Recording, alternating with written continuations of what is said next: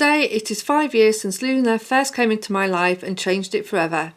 So I thought now would be the perfect time to reflect and take a look back at my hamster care over the last 5 years. Please be kind to me, we all start somewhere. These were the first photos that my friend sent me who was helping me rescue Luna. And as soon as I saw them, I was like, is that it? Is that the size of her cage? Even my cage back 30 years ago was bigger than that. Admittedly on 2 levels, but it was still bigger. It was going to be a few days until my friend could get Luna across to me, so her and her daughter rushed out to the shops and got her a strawberry hide and a pink tube. Whilst I was quickly doing some research and ordering lots of hamster supplies, because after taking one look at that cage, we both knew that that was not going to be good enough for Luna. Couldn't even fit a wheel in it, just this far too tiny flying saucer. So the first cage I ordered was the Alaska, which was 80 by 50 centimetres.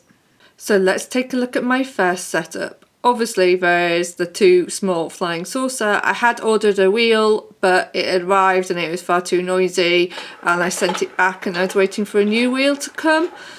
Then the next thing that stands out for me is the lack of bedding and the type of bedding. Now this was sold to me as sawdust wood shavings, and at that point I did not understand the difference between sawdust and wood shavings. Sawdust is a definite no, shavings is acceptable if they are aspen shavings, but avoid anything that is pine or cedar or unspecified. And do be careful because often they will market sawdust as shavings when it isn't, and it is just far too dusty to be used. As for the depth of the bedding, in a bar cage you really want to be filling the base up all the way to the top with bedding, and ideally you want to be adding more than that. You can do this by adding cardboard or grass mats to the sides, and I have a whole video on that which you might want to check out. As for the rest of the cage, I think I got rid of this ladder pretty much straight away as I realised it was dangerous with the rungs on it. And I added this Trixie tower which seemed to be all the rage back then. Over the next week or so a wooden hide arrived and she moved into that and slept in that. The new wheel arrived and we'll talk about that a bit more later on. And I changed the bedding over to Hamster Safe Megazorb.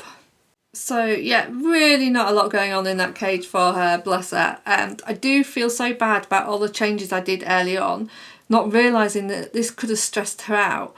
But I am lucky that Luna was really tame and a happy hamster, but if this had happened to one of my other rescue hamsters I got, they would have probably been scared with all of these changes, so it really is best to have a cage set up all ready when your new hamster arrives home, so they can be left alone in peace and quiet for the first few days acclimatising. For some hamsters this may happen really quickly and for others a lot slower.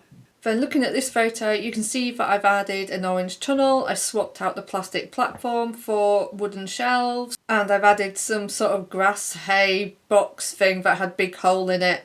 I also added this hanging Sputnik hide, so you can see I was trying to do something to fill the cage but I just didn't always get it right. Around June-July 2018 I got Luna her first whimsies. I think she liked them.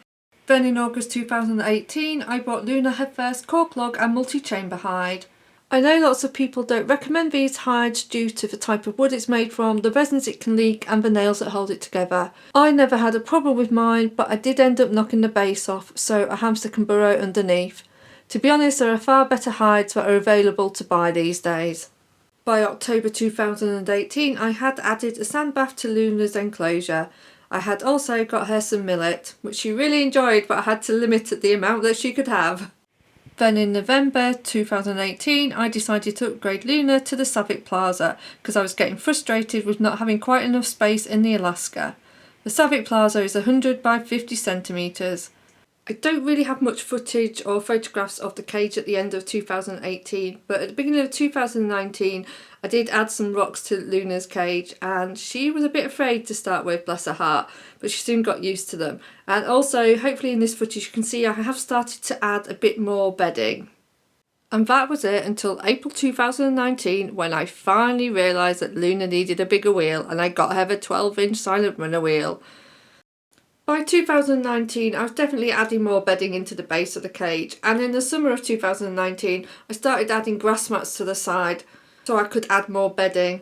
This was after having a conversation with a friend from a hamster forum where we both went away and had a think about how we could add more bedding to bar cages, and both of us independently came up with the idea of tying grass mats and cardboard to the sides. Neither of us had seen or heard of anyone else doing this, and we just thought it was just such a cheap, hamster safe way of being able to add more bedding into a bar cage. Just not sure that I got it quite right here, and I think Luna would have agreed with me. Then in August 2019 I started sharing my cage setup videos over on YouTube. The first video I showed was setting up the Savic Plaza, which I had bought for my second adopted hamster Star. In this cage setup I had used cardboard to try and add more bedding to the sides, but again I could have done this better and I could have added the bedding a bit more evenly. Honestly, sometimes I look back at my cage setups and think, what was I thinking? For me, this cage doesn't look that easy to navigate, and I'm sure once Star arrived I moved things around in the cage. She was very tiny though, so that probably did help. Then in November 2019, this was the cage I was setting up for a new hamster, Sunny, and I was still using a lot of the rough bark, softwood type of hides that people don't like or recommend anymore. But I was definitely trying to add more natural items like wicker tunnels and branches, and adding more homemade boredom breakers. But don't on earth ask me what the heck I was trying to do with hanging this mat from the side like it was a tunnel. I don't know what I was doing there. Then in February 2020 I was setting the Savic Plaza up for a new hamster who was Twinkle, and I think this was possibly the best bar cage setup that I'd done. Still could have added more bedding though. Then in July 2020 I decided to upgrade my cages and I treated myself to the Marrakesh cage. At the time of setting it up I didn't know who it would be for, all I knew was it wouldn't be for a Syrian hamster. I think when I first set up this cage I didn't put the ceramic hides on platforms, so I soon rectified that before I put a hamster in there. The cage did end up being for my Robo Comet, and I don't think it was too bad for my first Robo cage setup. I would have probably just added a few more places to hide. At the same time I also upgraded Twinkle to the Living World Eco Habitat medium cage. I absolutely hated this first cage setup I did for Twinkle. I think I really struggled going from a bar cage with shelves to a tank style cage with not enough platforms really. And the other problem I had with this cage was Twinkle was quite a long hamster, so I couldn't put things up too high that he could stand on and potentially get over the top of the cage when I was lifting the cage lid up, because he could move very fast when he wanted to. I do think though eventually I got a bit better at setting the cage up. I did also start replacing the rough bark hides with more suitable smooth wooden hides. But I was never truly happy with Twinkle's setups in this cage. So back to Comet. Comet stayed in the Marrakesh cage until November 2021 when it was all changed. He moved into the Living World Eco Habitat cage. I think it was around this time that I really started to understand what my hamsters need in a cage setup. And I really enjoyed setting up the Living World Eco Habitat for Comet. It just seemed to work so much better for him than it did for Twinkle. In 2021 I had started making my own hamster hides, and in 2022 I carried on this new tradition and I created a Star Wars themed cage, and then I created my favourite cage setup for Comet, which was the autumnal woodland themed cage. The thing I liked best about this setup was the amount of coverage it gave for Comet. He could run around all along the top platforms and bridges or underneath them, or even burrow down underneath all of that. He also had so many hides he could dart in and out of. I really did think with this cage setup I had finally learnt to fully optimise the space that I had. The only downside with this cage is the stupid ventilation holes on the side. They are far too low, which limits the amount of bedding you can have in the cage. Because Comet was so tiny and I didn't want him hurting himself on the ventilation holes, I could only give him a maximum of 6 to 7 inches of bedding.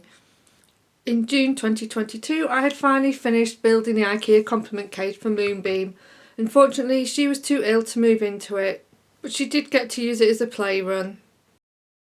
This meant it wasn't until September 2022 when the Ikea Komplement finally got set up properly and Aurora moved into it. I love this cage. I finally had a female Syrian hamster proof cage where they couldn't destroy anything on the inside, and I could get 10 to 11 inches of bedding in it. It was also at this point that I had started to make my own platforms. In January 2023 I set this cage up with a cactus theme. I hope it shows that I've come a long way from the Alaska cage days. Hopefully by sharing all of this with you it just shows you how long it has taken me to get to where I am with my hamster care.